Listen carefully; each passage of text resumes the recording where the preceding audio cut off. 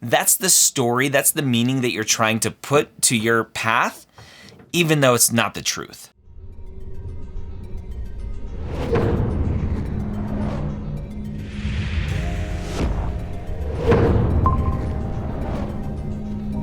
Application Renovation Season 4, Episode 16. How you doing today? Great. How are you? I am wonderful. I'm excited to chat with you and hopefully help you understand where mistakes were made so that we can improve an application and hopefully get an acceptance to medical school. How's that sound? Sounds great. All right. We're assuming mistakes were made. I don't know if mistakes were made. We'll find out as we go. Definitely think they were. I don't want to bury the lead. No, I do want to bury the lead. I don't know. Whatever they say. Before we jump in and take a look at your application, I've been wanting to focus on kind of just your thought process in terms of how you put together your application last time. What were you hoping to highlight? What was the story you were trying to tell with your application? So I kind of took it in probably the wrong route, but I knew that I'm a non-traditional applicant. So I wanted to highlight why I didn't necessarily go to med school right out of college, because I thought that could probably be a question of why haven't you done it yet? So highlighting all of the interesting experiences and clinical experience I've had that have really directed me to not only wanting to be a doctor, but specifically into medical education and emergency medicine. So that's what I was trying to show, that path towards a clear realization of what I want to do. It's interesting that you highlight the why you didn't go right out of undergrad, because that seemed to be a big theme in your personal statement, was the whole why now question. Yeah. So we'll get to that.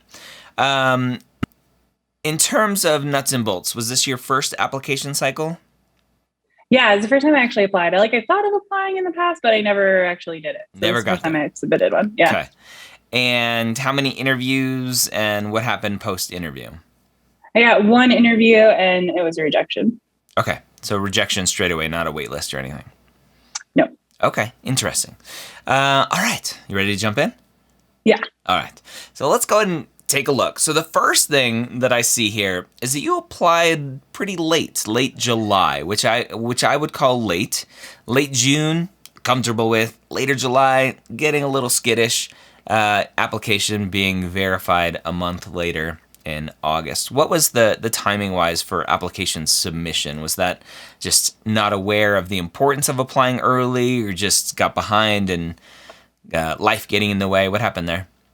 Yeah, it ended up being my job. I was working on some pretty big important grants that had a due date, and I just prioritized that over this, which in hindsight, I wish I had prioritized this, but I was trying to get my job done. Got to get the money for the job. Okay, makes sense. So just a potential first snafu. I loved, many years ago, I saw a professor telling students applying early is the first test of medical school, and applying late is your first failed medical school test. So just a very interesting way to think about it. So lots of stuff redacted out here. Unknown SES disadvantaged, which tells me, where does that typically come from? If it's unknown, education level or occupation of parents is off a little bit. But we have that redacted, so we don't know, and we don't need to ask. No big red flags, which is great. And so we look at school year, and I go, okay, you're non-traditional, right? You're older, and this has been a journey for you, so I'm very interested. I love seeing older students on the face because I want to see what that journey looks like. In our last episode, we talked to someone who was a jewelry owner, a jewelry business owner, making jewelry as a goldsmith and teaching how to make jewelry for many years. And then now she wants to go to medical school. And that application was a little messy. Hopefully yours is going to be less messy. We'll find out. So we go through school. And when you were in school the first time, were you pre-med? I guess technically, yeah. The problem was when I got to University of Pittsburgh, I didn't necessarily apply correctly. So I came in as a sophomore, but I was registering in freshman classes. So they ended up putting me into a career changer back to school program at night. So I was in like a night school for my first semester in college, which didn't go well. Interesting. Yeah. Okay, that's weird. Yeah. That's the only way I could get into the upper level courses. Got it. Okay. So we can see some struggle with classes here, some C++, C minus, and OChem. So this is interesting. I don't see this tagged as a retake. I didn't retake it at Pittsburgh. I took it post-bacc. You did retake it at post-bacc. Okay. Yeah. Okay. I wonder if that needs to be tagged as a retake, even though it's not the same exact class. I don't remember the exact. Here's when you mark it as a retake. Here's when you don't. All right. So, and I just focus on that for everyone watching, because a C minus does not count for almost every school, does not count as passing for prereqs. And so OChem 1 obviously is a prereq for the far majority of schools, and that C minus would not be passing. And so that may, if you didn't retake it in your post-bacc, that would have been kind of an automatic, like, oh, like they haven't retaken this yet. So we get through grades and we see a little bit of improvement, some B pluses there, and we have this weird skip in hours from sophomore to senior year. I'm assuming that's just because your hours caught up and you're like, okay, I'm over the 90 credit hours, so I'm going to mark myself as senior. Pittsburgh did that. They transferred me into the major field, and then I was done in like 2.5 years. Okay, interesting. Okay. And then we get to some graduate courses and pretty decent grades in your graduate courses. And then we get to post-bacc courses. And I highlighted here the last kind of timeline for you being in post-bacc was 2012. So you've been out of class now for 10 years. Is that correct? Yes. Okay. So that may potentially be a concern. We'll talk about that. So when we actually look at your grade details here, we see that the early struggle early on freshman year with the 277, but really solidifying this 383 for 23 hours. But overall 341 with only 38 credits for science may potentially be an issue. From a science perspective, you really only have, and I don't know, we can call 15 hours and 23 hours pretty close together. One is a 277, one is a 383, right? GPA-wise, they're not close. But which one am I getting? Am I getting the 383? Am I getting the 277? This potentially, the 23 credit hours, you may need more there. So that's the first big thing that I see, is you may need more recent classes to show schools that you still like being a student, you still want to be a student, you're still good at being a student. So that may be a potential issue. Not every school's really good to hear. Yeah. Because I enrolled in a biochem class and a genetics course this semester, so I'm taking those now. I was hoping that was what you were going to say. Yeah. And again, it just depends on the school. But I've heard lots and lots and lots of schools talk about that. I did talk, right? Anecdotally, you'll always find the random people that I talked to a physical therapist who took the MCAT, applied to medical school, got in, not having taken classes in 20 years. So, like, there's always that anecdotal story out there, but it seems like a lot of schools really want to see, like, you're still capable and enjoy being a student. Okay. All right, so that's the first thing. We get to MCAT. MCAT score 510, great, right? That's not going to close many doors, and so that's awesome. It is very interesting that the bulk of your points comes from the cars section. And I wonder, again, I don't have any knowledge of this, no data. I don't really care about unbalanced MCAT scores. But I wonder if some schools look at the science sections and then go, wow, that car score is really high. Yeah, that's what I was wondering too, if I need to retake it. I'll be 100% honest. I did not study. Like, I wrote down the physics equations on a sheet of paper and drove to the place and tried to memorize them on my way in. So that's for sure why my cars is fine, because I'm really good at test taking, but I was relying on 10-year-old knowledge for the rest of the sections. You didn't study? No, I had intentions to study. I planned on studying. I even got books for Christmas, but like never happened. Okay, let's not tell anyone else. Nobody watching this don't remember this. That you got a freaking 510 without studying. So we didn't Not say good. that.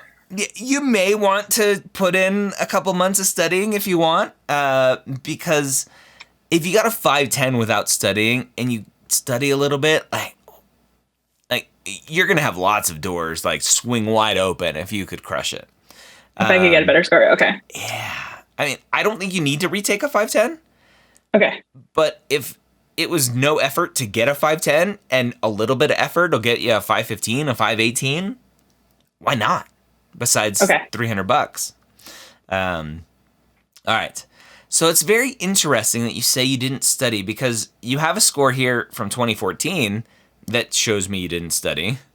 Yeah, totally didn't study there. You have a 504 that shows me you didn't study very well. So I wonder what the difference was. It's just you connected. That was just the perfect test for you. I did in between the 504, and I really, I've never taken on my courses a psychology course or a sociology course. Mm-hmm. So I did really just get interested in that.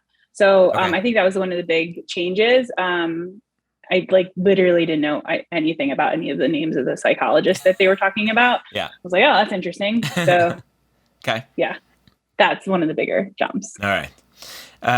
It's fun to see the old score on here. Not a lot of our application renovations have the old score. So my MCAT score, just to talk about me publicly, was a 27. So not far off a year 26. I had a 10, a 7, and a 10. So that was my 27. I was not good with verbal reasoning. The opposite of you. All right. And a good score back in the day, we were shooting for a 30. That was what we were shooting for. Anyway. All right. We get to activities. So stat-wise, let's just do a small little recap. Probably wouldn't hurt, which you're doing now, to take some more classes, get that post-bacc credit up, show some recency in your courses, just to let schools know, look, like I can still do this. I still want to do this. So that's great. MCAT score wise, I don't think you need to retake it. In terms of dates, you don't have to retake it. It's not expired at this point. If you think a little bit of effort can really help, why not? Why not? I don't know. So stat wise, that's where I'm at. We get to activities, and the first one we see here is publications, and I'm like, okay, I don't know what FISDAP research is, but I see you're doing lots of stuff, and looks very interesting. You have it cited here in terms of where it is and what you're doing. Great. I'll move on, right? Nothing big, nothing small. Simulation training at Harvard CMS. So I see Harvard CMS and I'm like, ooh, Center for Medicaid Services. I'm like, oh no. Okay. What did you call it? Center for Medical Simulation. So very interesting experience, 2018 and 2021. Not a ton of hours, but very interesting that you're doing this. So again, nothing big to take away from this other than that looks like an interesting experience. I get to paid employment, medical, clinical, and I'm like, okay, tons of hours, doing it for several years. And I look here, and you see I have highlighted medical, clinical, because I question whether or not this activity is truly medical, clinical. So you worked full-time for UCLA Center for Pre-Hospital Care as faculty and associate paramedic program director until 2020, when you became the director of simulation. So it sounds like, just from that opening sentence, that you are an instructor / professor / you teach paramedics how to do their job. Yeah. Okay. You're not actually working as a paramedic in this role. Right. Okay. I wouldn't mark this as medical clinical then. Okay. I would either mark it as paid employment, not medical clinical. I would mark it maybe as teaching, tutoring, teaching assistant, whatever that one is. or potentially I would mark it as leadership. Oh, okay. And then have the explanation in there. So you could potentially play around with categories. Generally speaking, and this is a very common mistake that a lot of people make when they work in a medical environment, but they're not actually interacting with patients, they'll mark something as medical clinical when kind of the general rule of thumb for the applications is medical clinical means interacting with patients. Gotcha. Okay. That makes sense. So a lot of hours there that I would probably take off in terms of medical clinical. And then, again, really interesting. We see some impact here, $1 million grants. What I like to see here, I wrote why most meaningful. What I like to see here is not necessarily an expansion of kind of the resume in the most meaningful activity essay, but why was this activity most meaningful to me? And I didn't necessarily get that sense of, oh, okay, I understand why this is most meaningful to you. So just a reframing of that essay a little bit. Okay. And then we get to one you do have marked here as teaching, tutoring, teaching assistant. Again, tons of hours from 2016 to 2019. And we see faculty at the LFCC, Lord Fairfax Community College. And again, you're teaching, right? You're just teaching people how to be paramedics, EMS, all that fun stuff. And it doesn't look like you didn't use 700 characters here. It looks pretty short. It kind of stands out when students don't use a full close to 700 characters. And so it's just an immediate like, oh, you didn't really try that hard on that one. So, and sometimes like maybe that's okay. If it truly wasn't that great of an experience and you don't have a ton to say, maybe that is the answer and that's okay. This one was just kind of a basic job description. Maybe you could have talked about maybe your favorite student or whatever, right? So that's that one. So I now have a point of view about you through 3 experiences that obviously you're a very non-traditional student and you've lived in the land of EMS for all of these years. And so the first 2 were more instructor roles, and now we get to actually paramedic role and where you're going to talk about actually working as a paramedic, more patient interaction here. And so again, tons of hours, lots of years. I get a little confused here because this is GW and this is LA. And so I'm like, how are you bouncing around? Because the dates overlap. Yeah. And so I'm a little confused with how that's overlapping. Not the end of the world. Like I'll just ask you during an interview or I'll read and try to understand. The thing that stands out here, though, we have paramedic, which, yes, definitely medical clinical, but then you have as an instructor and teaching. And so I read this and I was like, and you have the part-time instructor here, how much of this 7,000 hours is non-clinical versus how much were you actually a paramedic? So should I break those out? Potentially. Experiences? Potentially. Okay. At the end of the day, obviously, if you're an instructor, my assumption is you have to have been a paramedic for some period of time. Or maybe you're just really good at teaching and maybe you don't have to be a paramedic. But it seems like you'd have to be a paramedic at some point. So I would want to know how much of this is paramedic versus instructor. So I think if you're going to mark medical clinical, like I need to know what's truly medical clinical here. All right. And then we get to 911 call center. Lots of hours. So this looks kind of a full-time job for you for a while. Story, right? You basically talked about, again, basic job description, what you did. Can you talk about like a save that you made, a call that you remember, someone maybe you met post call, right? We always see those heartwarming stories on the news of the 911 call center operator meeting the person that they were on the phone with. Do you have a story like that to potentially show your impact, to show that story a little bit? That's the only thing they talked to me about in the interview. Just FYI, I don't know. It was really weird. They didn't want to talk about anything but the 911 call center. Yeah. Do you want to know why? I have no idea why. It was so weird. One had watched a Netflix movie. Because it's interesting, right? At the end of the day, and this is where students, my hope with these is not to prove to you that I know what I'm talking about, or force everyone to tell too many stories and not reflect, whatever, right? My hope through doing these is to show you that we are human beings with emotions and interests and passions. And when an interviewer sees this 911 call center, they're probably a little bit older, the interviewers, typically. How old was the interviewer that talked to you about this? One was in their 40s, one in their 50s. Okay. So I'm in my low 40s. And I remember growing up, and in the 50s definitely, I remember growing up watching Rescue 911, right? Okay. TV show growing up of all of these reenacted 911 calls and everything else. Like, that's what I grew up on, watching TV with my parents. And this is a reminder of that, of like, oh my gosh, like you actually did that thing that I saw on TV. Let's talk about that. What was that like? Right? Okay. It's interesting.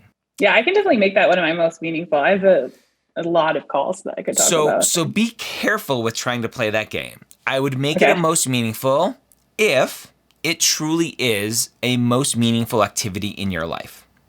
Meaning, not in terms of you wanting to be a doctor, in terms of you into medicine. The most meaningful activities for me are what truly are the activities in your life that are most meaningful to you as a human being, to you as a person. If being a 911 call center operator is one of those, great. But don't do it just because, oh, they really liked it last time, so I'm going to focus on it even more this time. Okay? All right. We get to volunteer EMS. Again, medical clinical, obviously being EMS is great. Again, I wrote resume job description here, so very basic. That was kind of your fallback, was just more job description stuff. Again, lots of hours here that you were talking about. And this focus here, the one part that I highlighted here where you kind of got into a little bit of a sales pitch mode is I am more considerate, caring, and compassionate because of my experiences in EMS. Right? And that's this kind of mentality of I need to show people that I have the skills necessary to be a doctor. And so we get to the end, and I see 1, 2, 3, 4, 5 activities. Oh, 6. 6 activities. Oh, 7. I missed one. There we go. 7 activities. So not a lot of activities. One huge thing I don't see on here is shadowing. Why don't you? Yeah, I haven't done any shadowing. Okay. So huge red flag. So the story that I take away just from the activities is you love pre-hospital care. I don't know if you love hospital care. Gotcha. Okay? Just from the activities. I don't know anything else about you. I know that EMS pre-hospital care is where you're at.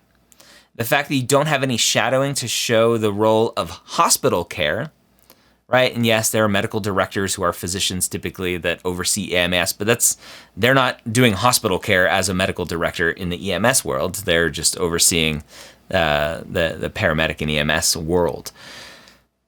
The fact that you don't have shadowing at a bare minimum, not even like hospital clinical experience, but shadowing to show I understand the role of a physician in the hospital, what it's like on the other side after we go through those trauma bay doors, all right? I immediately start to question if you know what you're getting yourself into. Okay. So how many hours of shadowing do you think is like not a question to ask? Get shadowing hours. Yeah, just get them. I could definitely do that. I mean, like I work with physicians every day. Of course. And so I'm like with them. I just never, I'm doing it as a job, not as shadowing. Correct. So I didn't want to put it down as shadowing when I'm being paid to work with them. So. Correct. But the difference though, and again, correct me if I'm wrong, but your role as an instructor is you're interacting with them in their role as an instructor, teaching medicine to EMS students, not watching them be doctors in the hospital. Okay. Okay. That's where I need you to go shadow. Okay. Go watch doctors in whatever environment, in an outpatient setting, inpatient setting, whatever, take care of patients. Cool. That's the world. Okay. So that's what we need, like now. Start doing that.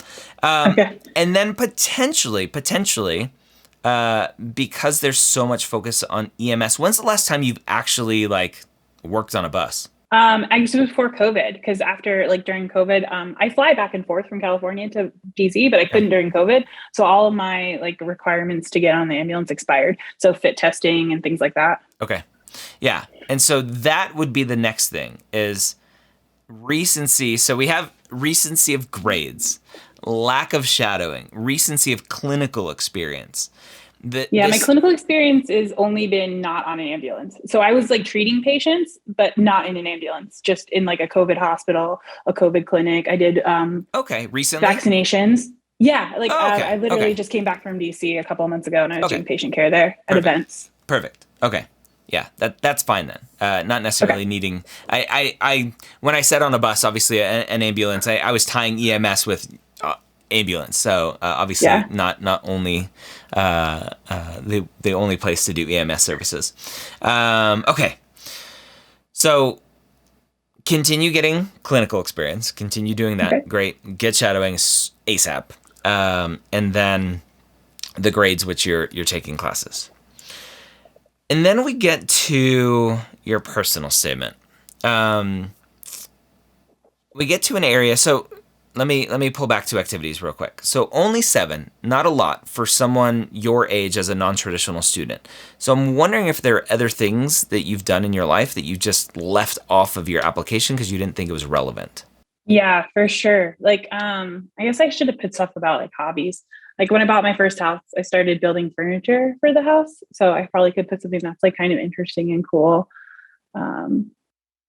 I was a Girl Scout for like forever, but see, I feel like none of this is like recent, right? So like the things that normal applicants would talk about, like when they were in high school and college, I just felt like I shouldn't put on there because it's so long ago. Like when I was in college, I was on the district board for Kiwanis. So like I did a whole bunch of volunteering in college, but that was so many years ago. I was like, I don't know if it's worth putting on there or if it's problematic because it's like, well, what have you done since then? So, I mean, I could talk about that kind of stuff. I just don't know how far back I should go. So I wouldn't worry about age in terms of how long ago it was. I would put it on if it was impactful to you. Right? It doesn't have to be most meaningful, but if you spent several years volunteering in Kiwanis, like put it on your application. Doesn't matter that it was a long time ago. Hobbies, 1,000%. I think everyone should have at least one hobby or a hobby on the application. So woodworking, furniture making, like that's awesome. And then, just it's a very common mistake, especially for non-traditional students, to not put things on their application because it was either A, too long ago, or B, not related to medicine. And they think, only everything on the application should be related to medicine, which yours is. Which led me to the question of like, what are we not putting on here? Because not everyone, right? Very few people actually are all medicine all the time. So we get to the personal comments section. And it starts off, I'm a non-traditional applicant, and my application begs the question, why medical school? Why now? So I don't necessarily like the format, and this is a personal preference, right? If you want to do it, great, but I'll tell you why I don't like it. Talking directly to the reader, which is basically what you're doing here. At the end of the day, these readers read lots of applications, and they're trying to go through as fast as possible. And when they get to some weirdness like this, it makes them stop and think too much, right? Honestly, it's like, oh, I have to think about this. I don't want to think about this. I just want to read your story. And so it's a weird beginning that I'm like, like this is going to be a weird personal statement. It's going to take me some time to get through. So that's just, again, very personal preference for me that I'll throw out there. My mother says I burn the candle at both ends. Don't know what that means. I guess I'll keep reading. Right? I understand the term burning a candle at both ends, right? But what it means in this, right? In terms of answering this question, why medical school right now? I burn the candle at both ends. Don't see any correlation there. I worked full-time during grad school, had a second job teaching, volunteered multiple nights as a paramedic. She's not wrong. Okay. So basically, my assumption is, why medical school? Why now? Why now? Because I work a lot. So I'm confused right away. Okay. I've seen, but I've seen it as burning a candle with multiple wicks. Okay. Don't know what that means. So a little too creative here. Each flame makes the others brighter. Okay. Simulation makes me a better educator. I don't know what you're talking about, simulation. I assume, oh yeah, that's right, the Harvard thing. Right? So be careful. It's a very common thing that I'll tell students. Don't put stuff in your personal statement that you're forcing the reader to remember activities.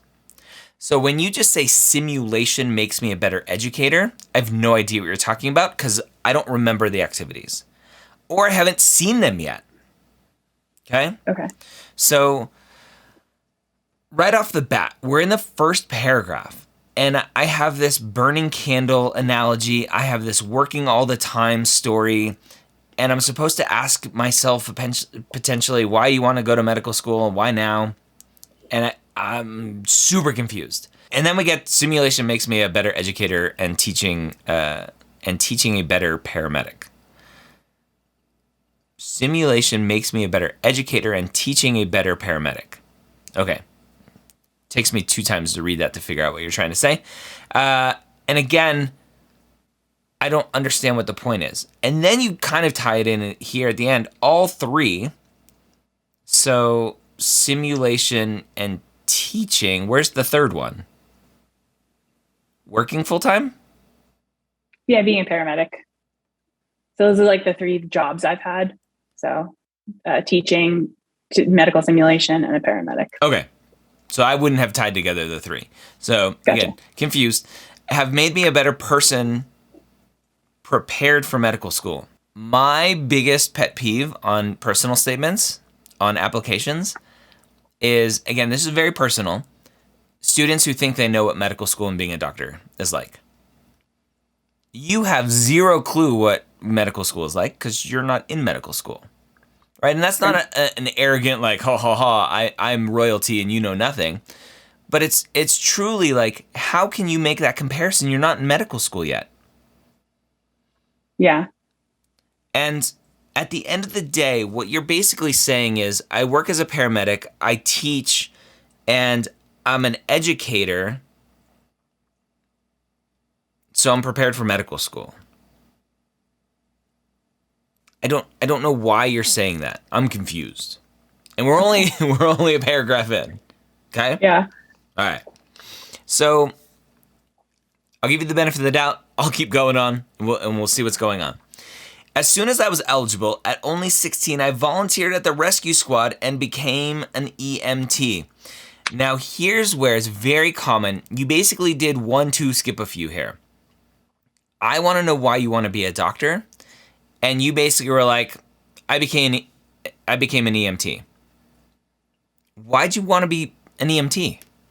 Actually, because I went to like a special high school for people who wanted to be like in the medical or science fields. Okay. So you had to do volunteer related to that. Okay. So I went and started doing EMT because I was like, it's better than candy striping, because candy striping, you don't get to actually do any like medical care. And like this, I actually got to treat patients. Okay. Why'd you go to that special high school? Because I wanted to be a doctor. I actually applied to medical school like through a high school program. It wasn't with the MCAT, but I got into Drexel as a high schooler. I just didn't think I should like put in my state like my application that I turned down medical school from high school. So like I thought that would be terrible. Yeah, that's not terrible, but I mean, Okay. that's 18-year-olds going from high school to kind of the BSMD route is I don't like that route for students.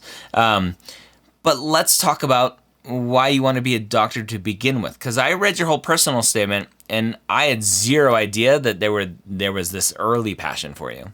Yeah, I was really interested in taking care of patients. Like I really wanted to do the like patient care thing. And then why? I'm not like, I don't like, it's not that it makes me feel good. It's just, there's like two aspects to it, right? Like there's this human connection, which is really great. Like I love talking to people. It's why I like waitressing, but there's also this very like solving a problem. When were you a server? Oh my gosh, all through like high school and college. I should have probably put that in there too. So I paid for college. See what I mean here is like, I have a lot of jobs. Yeah. Like, put that, like that's a huge part of your life, being a server. And I don't want you to put a server to show, oh, look, I know how to communicate and service oriented, whatever. That's a big part of what you did. That's awesome. Okay. So let's go back a little bit more. So in general, do you know my theory on personal statements and seed and watering the seed? Yeah, and I don't know how to turn all this into like a story. Like What do you think your seed is? You know, that this is the problem is like I keep feeling like I've had different seeds that were easily distracted. So I don't know that there's like just one. It seems like it was almost realization after there was a bunch of seeds I didn't follow that, oh my gosh, like they all come together. So I thought like when I was in high school, I wanted to treat patients and be a doctor. And then I realized that like I really wanted to get into policy and fixing some of the problems. So I was focused down that, like solve the system problems. Yeah. And then got into like, okay, education can solve those system problems. And now I'm at a point in my career where it's like, you can't continue forward unless you have a PhD or an MD. Yeah. So I can't keep doing these things without going to medical school. And I don't want to do the PhD route because I don't want to lose the patient care. Okay. So I don't know how to explain that. Like, so let's rewind some more. Yeah. When did you first think about being a doctor? Probably when I was like in high school. Okay. What happened then that you were like, oh, being a doctor is kind of cool? I like science. So I thought I like science. I thought the human body was kind of interesting and cool. And what do your parents do? My dad was a federal law enforcement agent. My mom was FBI. My dad was an IRS. Cool. IRS. All right. You're being audited. No. He did criminal audits. Oh, okay. So any family members in medicine? No. The closest is like an aunt who was in research pharmaceuticals. Okay. But nobody else. Family illness, personal illness, injury around that time where you saw the impact that doctors have on people's lives? No. Okay. So you're one of those weirdos that's like, I really just like science and thought I was going to be a doctor. Yeah. Okay, those are the hardest ones. Usually there's more there, but we don't have that much time, so we'll leave it at that. Okay. So we need to understand, again, my opinion, the reader needs to understand that journey, how you got to this conclusion of being going and volunteering for the rescue squad as an EMT at 16 years old, because that's not a normal thing to do, right? Most 16-year-olds are hanging out with their friends, playing some sports maybe. They're not going, I'm going to go volunteer for the EMS service. That's where I wrote why here. And then you have here, it immediately exposed me to a world far greater than the insular community of AP students.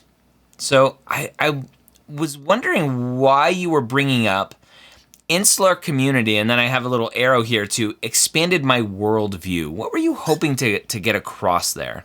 Yeah, so like I grew up as like a pretty like privileged, white kid in a nice neighborhood. And then now all of a sudden I was like in everybody's house, like all sorts of different people that I never would have met. They were like not in part of my social circle, even in like, because I was in the AP classes, I was only with a certain group of students. I wasn't even with the rest of the general population of the high school I was in. So it was like the same kids in the same classes and we were all from the same backgrounds.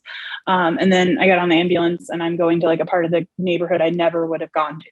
And I'm seeing people and meeting people I never would have met, even though some of the volunteer firefighters like were from the Marine Corps, because that's where I was at Quantico. Like it just opened up to this whole thing I never would have seen in my social circle. Got it. So this is focused on the angle that you're trying to come at, this theme that you're trying to push, and you have it elsewhere, and I'll focus.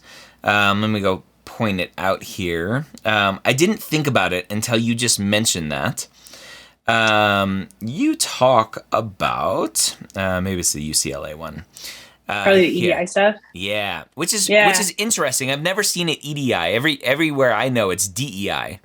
Okay.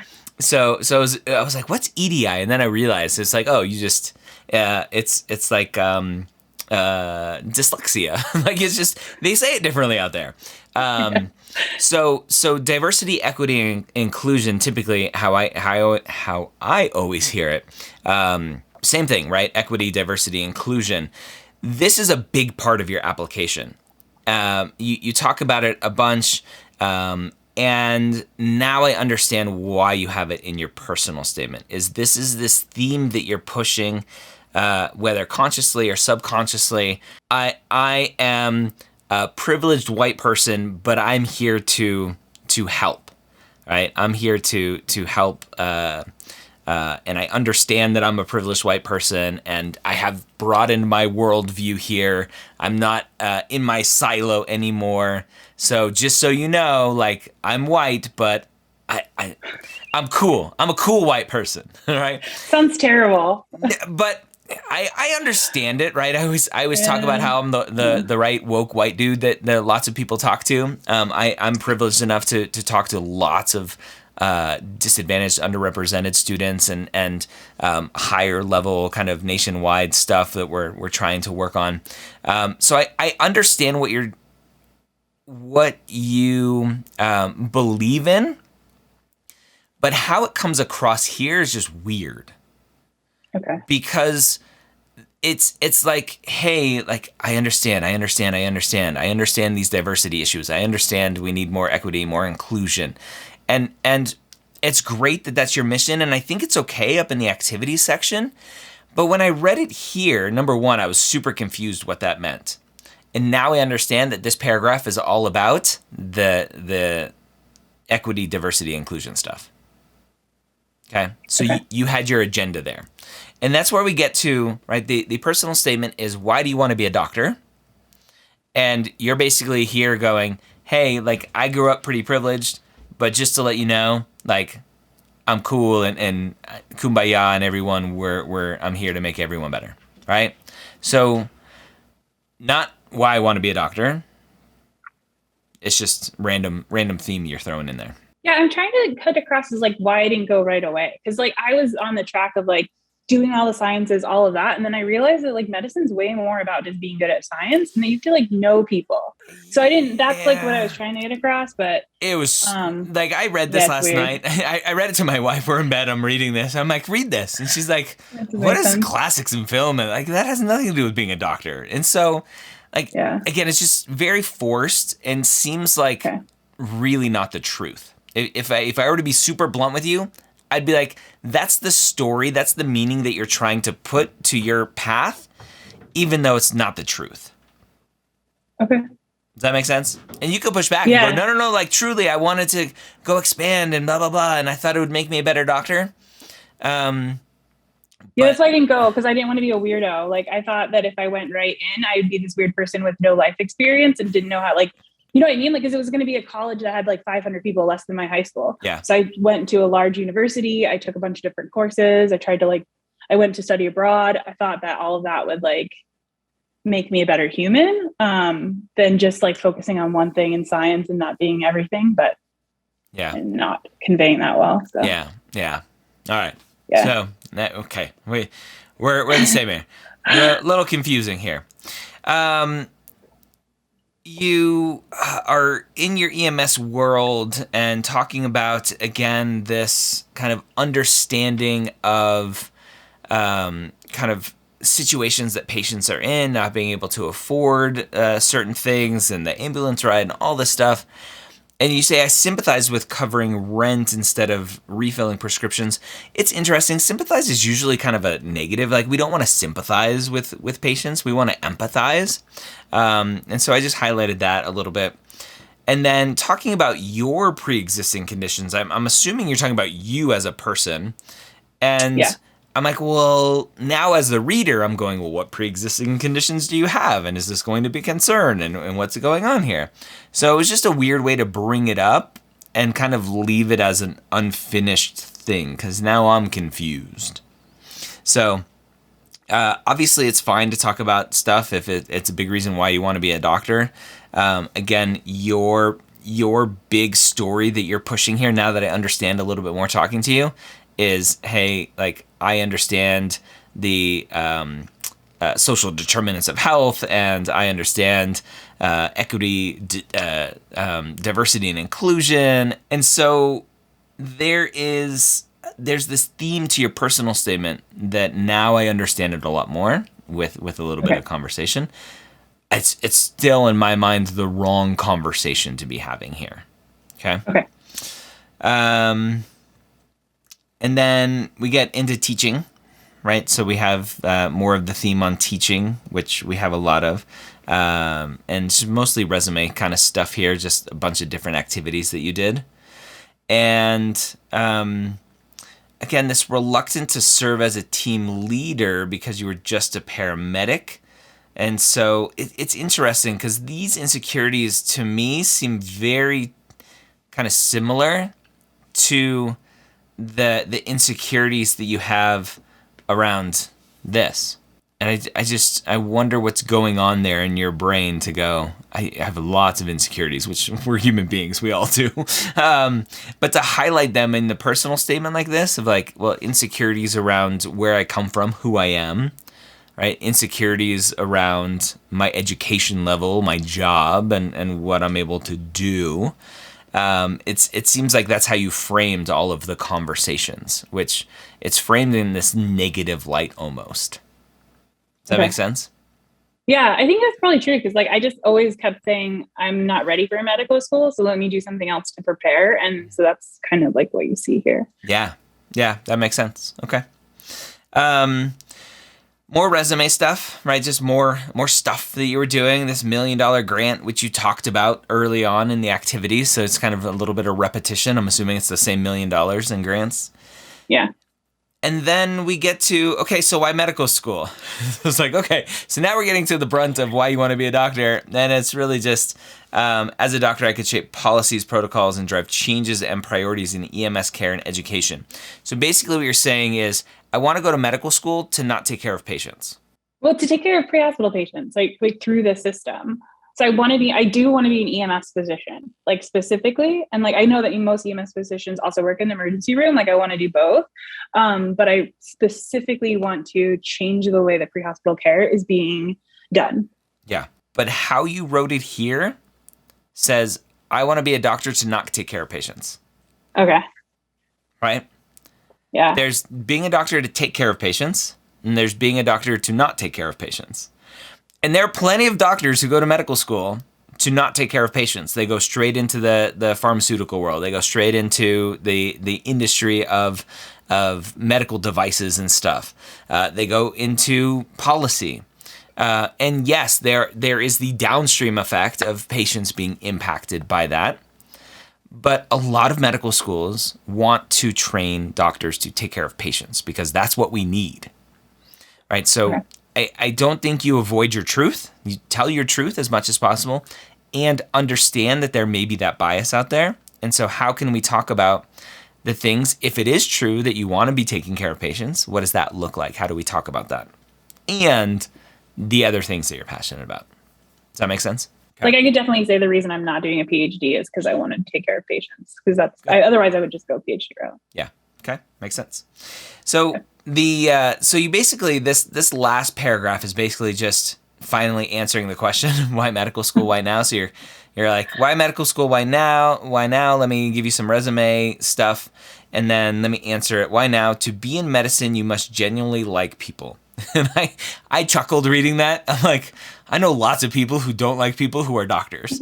It's just a weird, like, it's a weird statement to make. What does that statement mean? Well, I think that like to be good at it, or to be like the doctor, the kind of doctor I want to be, you have to like people, because I think that it's real easy to just like the science of it, but then you end up not treating humans like humans. It's like, I've seen some of the students that I've gone through that are just getting paramedicine to get the bump up in salary, and like firefighters who don't care at all about people. They don't want to be EMTs, but they're just doing medicine. And that's where I see them like not doing a good job, and people fall through the cracks, and we don't do full assessments, and we don't like consider people as humans because they're not looking at them that way. They're just looking at them as tasks that needs to be done. And same thing with some nurses that are just like, just got to go in, give them the AM meds. I don't care. I'm not going to sit and talk to them. I'm not going to think about anything besides what I have to do on my checklist. And I think that to be a good physician, you can't look at it like a checklist. You have to look at each person as a human and treat them the way that you'd want your grandma to be treated, you know? Okay. So this statement, now that, again, I understand a little bit more, this statement is basically, I see lots of people who shouldn't be in medicine because they don't like people. And I really like people. And I just want to make sure you know that. Yeah. It's kind of like, I don't want to be the people I've seen. Exactly. So it's coming from the negative. So it's coming from the negative, which we want to try to avoid.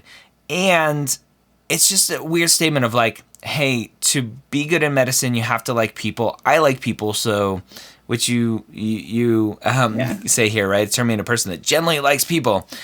It's just really cliche, right? I want to help people and I like science. And at the end of the day, being a doctor is much more than just liking people. Yeah, you obviously have to care about people and be empathetic and compassionate, all that fun stuff. But it's so much more than that. So it's weird that you kind of boiled all of medicine down into liking people. So it's a very interesting angle there that you took there. You bring back the burn brighter kind of analogy metaphor that you were using for the wicks, which doesn't, like, you don't, I would have to have remembered that from before. And if I'm reading these pretty quickly, I may not have remembered that, which is why I don't like a lot of these kind of themes and bringing stuff back around. And then giving me the competencies needed for medical school. Again, how do you know? Like, you've never been to medical school. You don't know what you really need to be in medical school. And so you're trying to, which is very common, especially for non-trads, to say, look, I'm ready. I have the skills necessary. You should just accept me. When ultimately, I just want to know why. Why are you here? Not do you think you're ready? Because everyone's going to say that they're ready. Like, nobody in their personal statement is like, I have no idea if I'm ready. I'm probably not, but I'm hoping I survive. But, right? That's the truth for everyone. And so at the end of the day, like, just why? Why do you want to be a doctor? Okay. So lots of weirdness in terms of how you're trying to craft this story. And again, there's more understanding now from the DE&I aspect of the earlier parts of your application, why that was there. And ultimately, again, tons of experience in the pre-hospital world and no experience in the hospital, at least that you have crafted here. So that's going to be a huge question mark of, do you really want to be a doctor in a hospital? You can be a doctor out of the hospital, that's fine. But do you have that experience? And right now, you only have pre-hospital care, which the far, far, far majority is non-physician care. Does that make sense? Yeah. All right. And then we look at med school lists, and we see lots of public schools in here. So South Carolina. It was the schools that didn't have a cap on time for the prerequisites. They didn't have an expiration date, and they accepted letters of reference from non-science people because I don't have any science professors. Okay, so you did that work. Good. Okay, so you did the work to find out, do you need a science letter, and my prereqs are old. Is that okay? So that's okay. And then you have to go, okay, like South Carolina, did you look at their out-of-state acceptance rates? I actually ended up not doing the secondaries for those. Okay. Yeah, good. So as long as you made educated decisions there, that's good. Where are you a resident now? California. Okay. So it's interesting with the prereq requirements. There may be a question of, like, if this is truly what you want, maybe you should go back and do some prereqs to open up more doors for you for some schools. That may be a conversation you need to have with yourself. But I think at the end of the day, what I'm looking for is going to be shadowing, is going to be continued clinical experience, and maybe doing some experience in a hospital setting and not just pre-hospital care. Although your COVID stuff, I think it sounds like it probably fits that bill. And then the courses being a little bit more recent, and then just understanding that story a little bit more, putting it all together. Yeah, I shied away from writing about a specific patient experience in my personal statement just because I felt like I'm just telling the doctors about what they've already experienced. Like I've run tons of codes, right? But like so has a physician reading the statement. So I didn't want it to be, I don't know, just thought it would be either repetitive for other people or not unique. I don't know. The goal is not to be unique. The goal is not to protect the reader from being bored. The goal is to show your journey to medicine. And the way that I recommend doing it in this personal statement book is, what experiences do you have? And for you, that's going to be the EMS world, that show that you have confirmed that this is what you want. And that typically is going to be patient interactions, where you have an interaction and you leave that experience, you leave that encounter just shining brighter, going back to your metaphor, right? Of like, oh my gosh, I can't wait until I'm a doctor so I can do this and then do it more and do it every day. And that's the goal of the personal statement, not to be unique, not like that. If everyone were to write the personal statement that I recommend writing it, every essay that I read is still unique in its own way, because it's the individual stories that stand out. It's not, oh, thank God it's not another patient encounter. It's like, oh, like research. That to me is not what makes a personal statement unique. I think it's really helpful. Like I didn't realize that shadowing would be such a huge like red flag, that I haven't had that.